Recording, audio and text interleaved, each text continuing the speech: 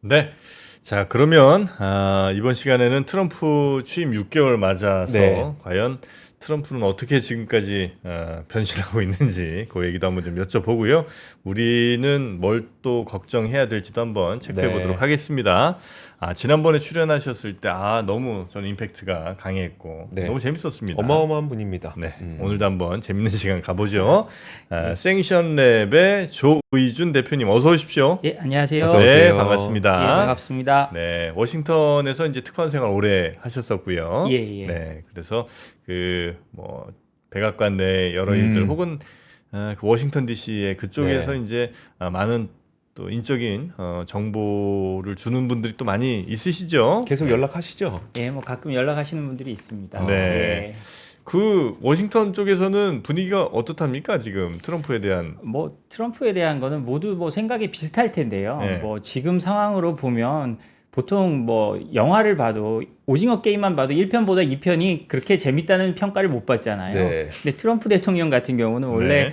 본편보다 나은 속편이 없는데 지금 뭐 워낙 다이나믹하기 때문에 지금 미국도 어떻게 할지 뭐 사실은 뭐 그 워싱턴 D.C.의 커뮤니티나 이런 데서도 어떻게 해야 될지를 지금 사실 모르고 있는 상황이라고 하는 게 뭐 맞을 것 같습니다. 그래요? 예. 하지만 뭐 네. 한국에만 포커스를 글로벌하게는 그렇고요. 근데 네. 한국에만 포커스를 맞춰 보면 뭐 이게 지금 뭐 트럼프 대통령이 6개월이라고 한다면 네. 사실 우리가 다 잊어먹고 있는데요. 우리는 워낙 트럼프 일기 초반 6개월 동안 네. 뭐 워낙 매운맛을 봐서 한국에만 포커스를 맞춘다면 지금은 사실 매운맛이 조금 내려와 있는 그런 상황이라고 할 수 있겠죠. 일기 6개월 때 우리가 어땠죠? 다 까먹고 있죠. 그때 트럼프 대통령이 지금쯤 언론 인터뷰에서 이렇게 말합니다. 아르마다가 한국으로 가고 있다고. 아르마다가 무적함되지 않습니까? 스페인의 무적함. 네. 그 당시에 지금쯤 되면 한국에 이제 동해나 뭐 남태평양으로 해가지고 이쪽으로 올라오는 게 항공모함 한 3대쯤 한국에 와 있고요. 그랬었나요? 예, 다들 까먹고 있는데 그리고 당시에 뭐 문재인 대통령이 6월 말에 가서 뭐 미국 트럼프 대통령을 만날 때 어떻게든 트럼프를 달래보려고 했는데 트럼프 대통령이 그때 한 말이 북한에 대한 전략적인 인내는 완전히 끝났다라고 하고 당장 내일이라도 폭탄을 떨어뜨릴 듯한 네. 그런 모습을 취하고 있었죠. 다 까먹었죠 지금 뭐. 그래서 그게 베트남 이후 베트남 그 합의 깨지고 이후 아니죠. 트럼프 전이에요? 대통령이 처음 취임하자마자. 취임하자마자 그렇게 예. 이제 겁을 막 줘놓고 그 다음에 베트남을 끌어낸 거구나. 그렇죠. 그렇게 했죠. 그래가지고 그때 저는 아직도 기억나는데요. 제가 그때 특파원을 하고 있을 때 뭐 한국의 트럼프 대통령이 어떻게 하는지 너무나 관심이 많았습니다. 당시에. 그때 그래서 한국 관료들하고 정치인들하고 뭐 트럼프 대통령을 만나고 온 다음에 사색이 돼서 그러니까 트럼프 대통령이 아니라 그 뭐 미국 정부의 이제 외교 라인 뭐 이런 예, 데. 외교 라인이나 아니면 특히 CIA나 이런데 그때 그 한국 전담반이 그때 구성이 돼 있었거든요. 그래요? 예, 다들 까먹으셨어요.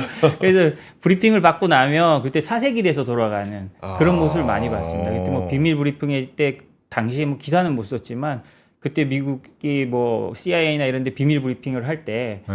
한반도의 전쟁 확률이 40%를 넘어갔다라고 비밀 브리핑을 하고 그랬으니까요. 그거를 뭐 지금 뭐 전 세계는 들썩들썩하지만 당시에 한국에 비하면 뭐 지금 이란 정도의 포지션이 한국 정도였다라고 생각하면 될 것 같습니다. 그 정도예요? 예.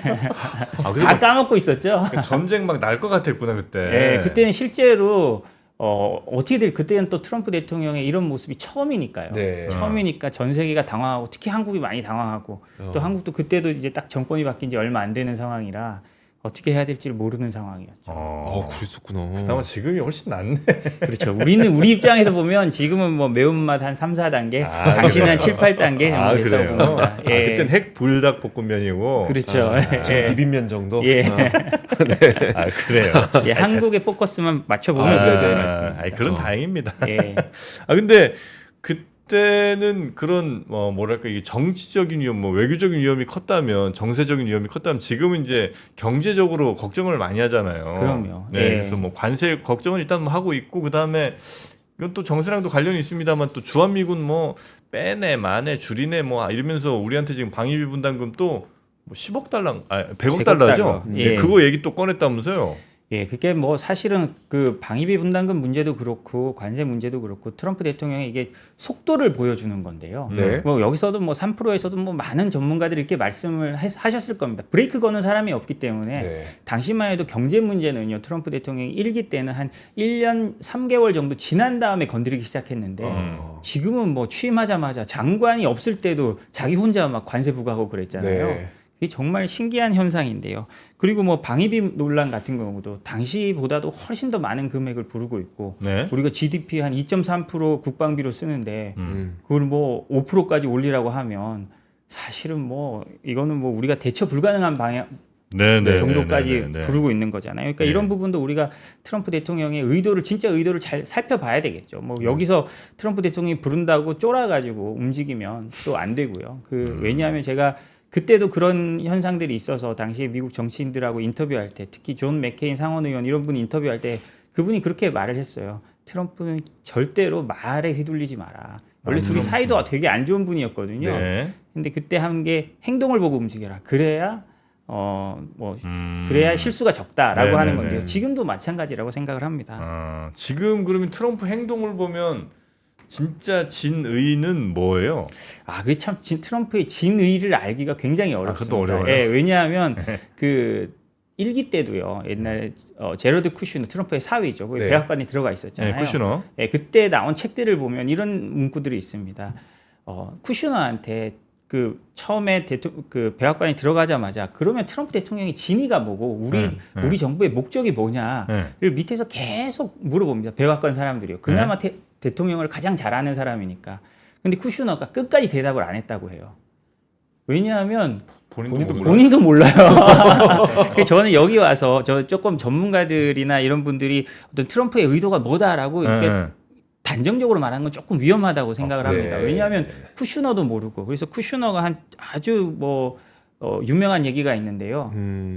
트럼프 대통령은 정해진 길이 없기 때문에 어떻게든 목적지에 간다는 거예요. 정해진 길이 없기 때문에 어디로 정할지 모르고 본인이 여기서 이렇게 출발하면 가는 게 목적지라는 거예요. 어차피 목적지를 정해놓은 게 아니기 때문에. 그래서 우리는 어떤 협상이 있다고 이 협상이 잘 될까 못 될까 어떻게 될까 이건 솔직히 트럼프도 모르고 우리도 모르고. 목적지도 없다고요? 정해진 길이 없기 때문에 어디든지 목적지는 도달한다고요. 그 목적지가 우리 트럼프가 대통령이 처음에 밝힌 목적지인지 아닌지는 모르지만 본인이 여기가 목적지라고 말하면 거기가 목적지인 거예요. 그게 이제 트럼프의 사위가 트럼프 대통령에 대해서 설명해 달라고 할 때 한 말이니까요. 그 이상을 누가 더 잘 알겠습니까? 모든 곳이 그런 목적지가 될 수도 있고 네. 뭐 이렇게 막 힘들게 죽어라 했는데 알고 보니까 여기야 됐어 이 정도면 됐어 이렇게 이제 언제든 바꿀 수도 그럼요. 있고 뭐 이번에 뭐 이란하고 전쟁할 때도 그런 모습을 보였죠. 근데 후티 반군이랑 할 때도 한 달 폭격하더니 그냥 우리가 이겼다고 끝내버리지 않습니까? 예.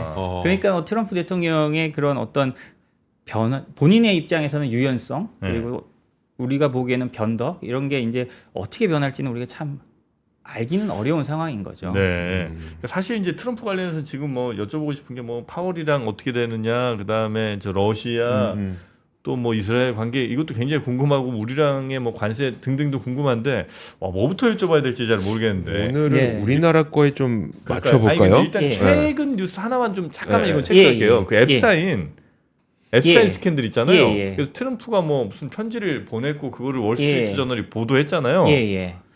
그래서 뭐 13조짜리 지금 민사소송도 아마 걸은 것 같은데 이거는 트럼프에 대해서 확실한 증거 정도 없이도 이런 보도는 못할 거 아닙니까? 월스트리트 저널도. 뭐 기자로서의 기자를 했던 제 생각에도 뭔가 확실한 게 있으니까 했을 것 같습니다. 그렇지 않고서야 뭐 지금 뭐 루퍼트 머독 그 월스트리트 저널 소유주죠. 거기에 뭐 수많은 트럼프 행정부의 사람들이 전화를 하고 했는데도 머독이 이렇게 말했다면 그래도 기사는 나간다라고 말을 했다고 하니까요. 보도하지 말아달라고 계속 뭐 여기저기서 막 압력 듣고 전화했는데도 그냥 했다는 거잖아요. 그냥 했다는 거잖아요. 만약에 이게 팩트로 밝혀지고 앱스타인이랑 편지 주고받았다 뭐 이제 이렇게 되면 트럼프는 그 정권 유지하는 데는 괜찮아요?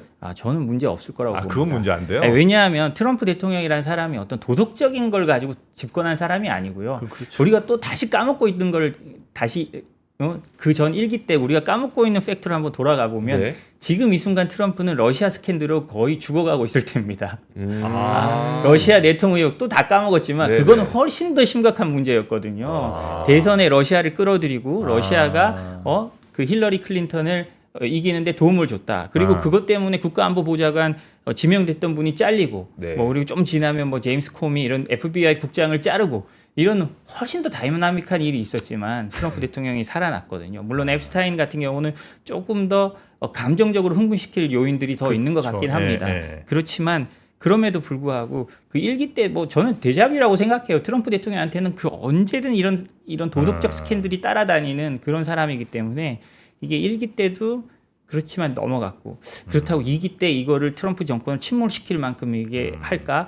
저는 솔직히 잘 모르겠습니다. 왜냐면 이제 저는 이제 그 러시아 이슈 같은 경우는 그 상대국 러시아가 뭐 입 닫고 있으면 사실 팩트 체크하기 매우 어려운 거기도 하잖아요. 예. 그리고 아마 공화당 의원들 뭐 이런 사람들도 거기다 뭐 확실하지도 않은데 자당 대통령을 뭐라고 공격하기도 좀 애매할 텐데 네. 만약에 이 앱스타인 이거 걸리면 네. 이거는 이른바 그 미성년 뭐 성매매 이런 거 관련된 거잖아요. 네네. 굉장히 미국에서도 아주 예민하게 보는 거고 이거 네. 걸리면 언제든 트럼프를 욕할 수 있는 명분이 충분히 그러니까 공화당 의원들한테도 생기는 거잖아요. 그렇죠. 예, 그래서 그렇습니다. 조금 어렵지 않나 생각은 하는데 그렇지는 않은 모양이에요. 그러니까 저는 제가 정치부 기자를 뭐 좀 오래 하긴 했는데요. 한 예. 거의 뭐 2008년부터 하다가 뭐 창업하기 전까지 했으니까요. 예.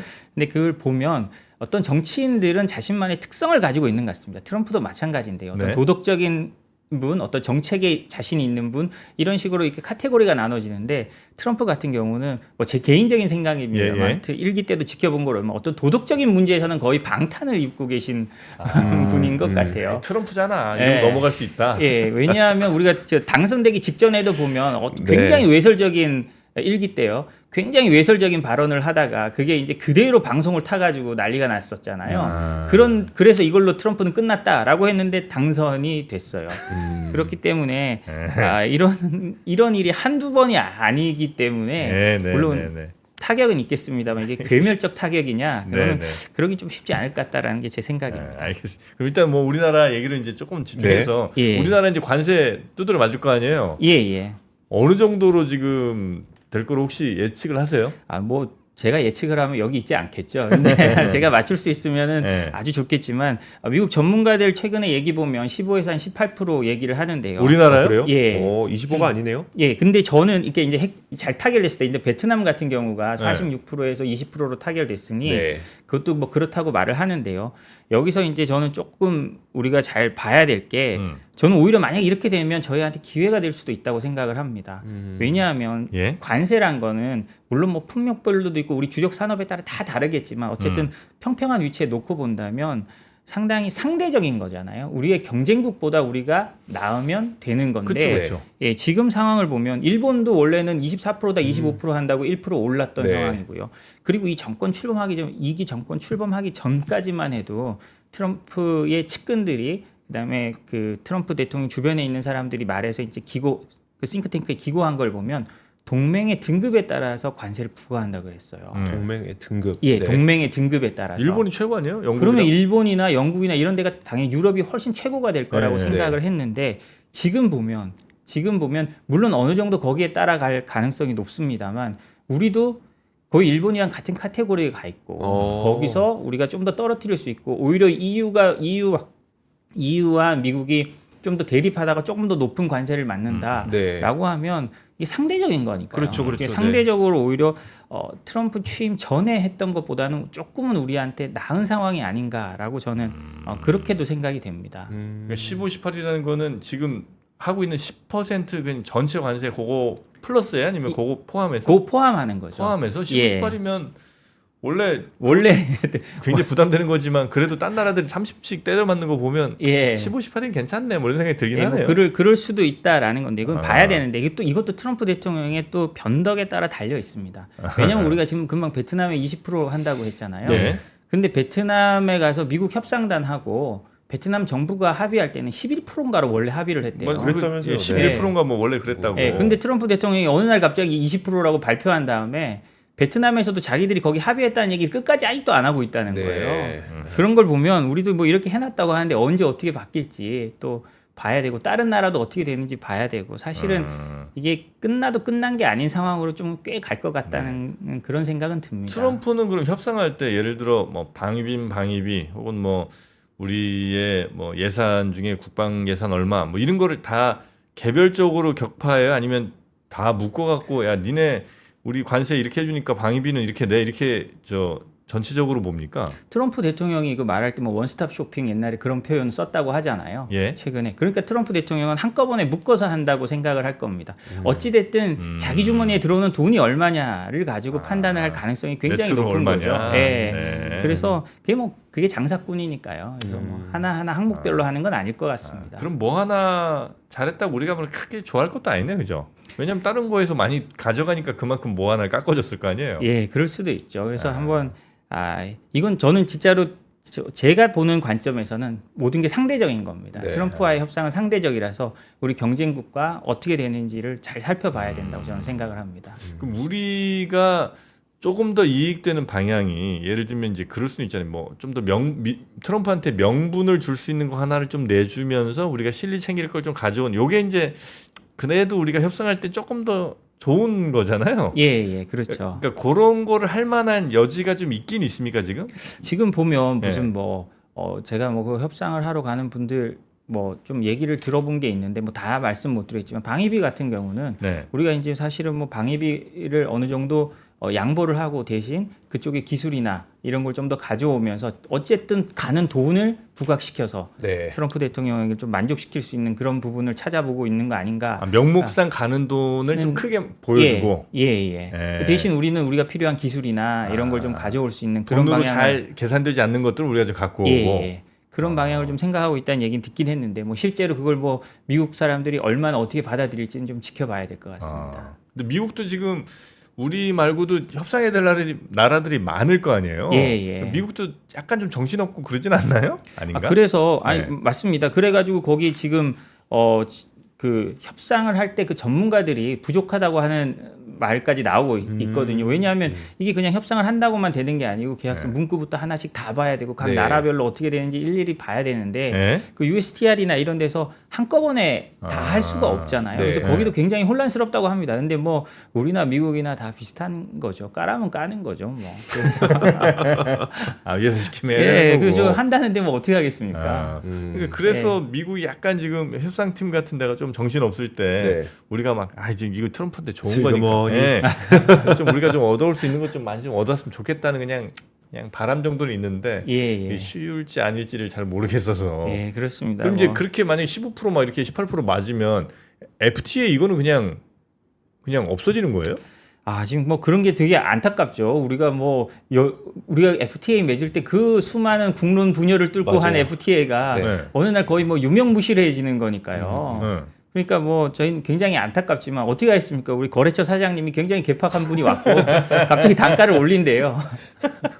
근데 거래처가 너무 갑이라 저희가 뭐 쉽지가 않다는 뭐 그런 거로 생각을 할 수밖에 없을 것 같습니다. 그래요? 예. 그럼 우리 FTA를 맺었는데. 네, 그렇죠. 그러니까요. 참 그냥 하라면 해야 되네 우리는 또. 다른 국가들하고도 좀 잘 지켜나가야 되겠죠. FTA 맺어져 있는 국가들하고는. 우리가? 예. 예. 미국하고만 이제 좀 예외적으로 그렇게 다시 협상을 해야 될 것 같고. 예, 또 트럼프는 기간이 또 4년이니까 또 정권이 바뀌고 또 다른 대통령이 되면 어떻게 될지 모르니까요. 우리가 네. 또 그 부분을 뭐 우리가 4년만 보고 하는 건 아니잖아요. 그러니까 좀 잘 보고. 그 부분은 어때요? 이제 지금 미리 그러니까 앞서서 협상을 하는 게 낫냐, 좀 버티다 뒤에서 하는 게 낫냐, 막 이런 얘기들도 많이 하시는데. 예. 저는 버티다가 뒤에서 하는 게 낫다고 뭐 이게 처음부터 그렇게 말씀을 드려왔거든요. 네. 근데 지금도 뭐 생각은 비슷합니다. 근데 트럼프 대통령이 저는 약간 뻥카일 가능성이 높다고 생각하는데 8월 되면 또 그대로 이제 없이 시행하겠다라고 말을 하고 있기 때문에 네. 그 잘 봐야 될 것 같습니다. 근데 국제 사회에서 뭐 협상이란 게 저희가 얻어낼 수 있는 것만 늘 얻어낼 수 있는 게 아니기 때문에 최근에 보면 체코가 최근에 보면 슬로바키아가 EU와 협상을 하는데요. 뭐 조금 다른 얘기입니다만 그 러시아의 에 대한 제재를 끝까지 반대하고 있었어요. 슬로바키아가. 네. 그래서 처음에는 EU 국가들이 이거 해줄게 저거 해줄게 반대하지 마라라고 했는데 막판에 가면 안 하면 우리 주둔 거 다 뺏어라고 하니까 슬로바키아가 결국은 동의를 했거든요. 그런 것처럼 우리가 이 사실은 뭐 굉장히 눈치 싸움이죠. 저는 뒤로 갈수록 우리가 좋다고 생각하는데 막판에 가서 지금 뭐 EU의 주요국들이 슬로바키아에 한 것 같은 그런 협박이 우리에게 뭐 미국에서 들어온다면 그때는 또 우리가 또 어쩔 수 없이 또 동의해줘야 되는 그런 상황이 생길 수도 있겠죠. 너무 또 뒤로 가면 안 되는 거예요. 예.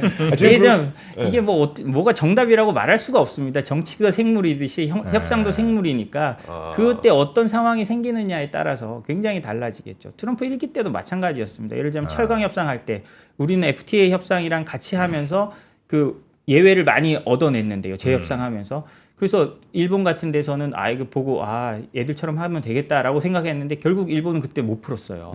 그래서 바이든 때 풀었거든요. 그런 걸 보면 그 일본이 뭐 우리보다 덜 똑똑해서 그런 건 아니고요. 상당 부분 운도 작용해야 된다고 봅니다. 예. 근데 맨 처음이랑 맨 끝은 피하는 게 저는 좋다고 봅니다. 예. 항상 보면 예.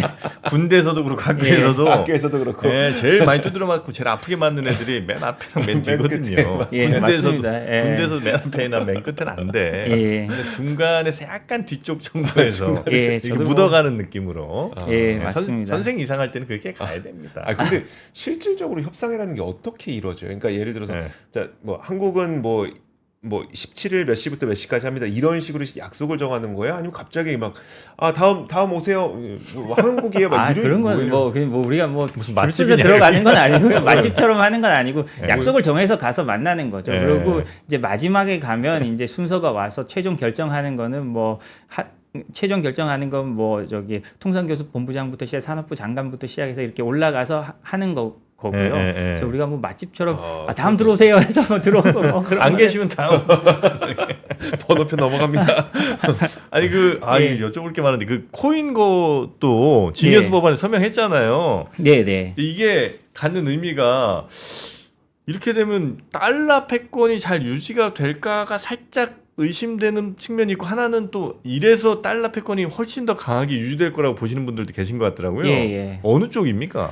저는 뭐 이 법안 자체의 의도를 보면 이렇게 해서 달러 패권을 유지하기 위한 용도가 굉장히 크다고 봅니다. 왜냐하면 그렇게 해서 이제 미국 채권에 대한 수요를 늘린다면 지금 뭐 미국에 대한 불안감이 여러 가지 있는데 그래서 그걸 통해서 뭐 좀 달러 패권을 유지해가고 미국 채권에 대한 수요를 늘리는 측면에서는 굉장히 긍정적인데요. 우리가 이거를 조금 이거를 다시 봐서 어떤 글로벌 패권 경쟁에서 본다면 중국도 바보가 아닙니다. 최근에요. 중국이 올 초에 아니면 몇 달 전입니다. 몇 달 전에 어떤 걸 했냐면 은행들에요. 위안화 거래 비중을 무역에서 위안화 거래 비중을 20%에서 40%로 늘리라고 했어요. 그러니까 중국도 거기에 대해서 그래? 그러면 우리도 이렇게 갈 거야 라고 하고요. 지금 20%에서 40%로 늘린다면 사실 그 주변국들과의 거래는 대부분 위안화로 하게 되는 겁니다. 그래서 중국이 그러니까 이 코인 문제 하나 가지고 미국의 달러 패권을 지킨다 안 지킨다라고 하는 건 조금 과대 해석이고 우리가 코인 투자자 입장에서만 너무 보는 것 같고요. 어떤 패권 경쟁에서 본다면 아직은 이제 팽팽하게 맞서가고 중국도 이제 하고 있다는 거죠. 그리고 되게 재밌는 최근에 한국엔 보도가 안 됐습니다. 중국 인민은행 보고서가 있는데요. 저기 미국에 스테이블 코인 한다고 하는데 그럼 우리는 이거 안 하면 안 되는 거 아니냐라는 거 나왔을 때 중국 인민은행이 한 말이 뭐냐면요. 우리 알리페이가 훨씬 더 효율적이라는 거예요.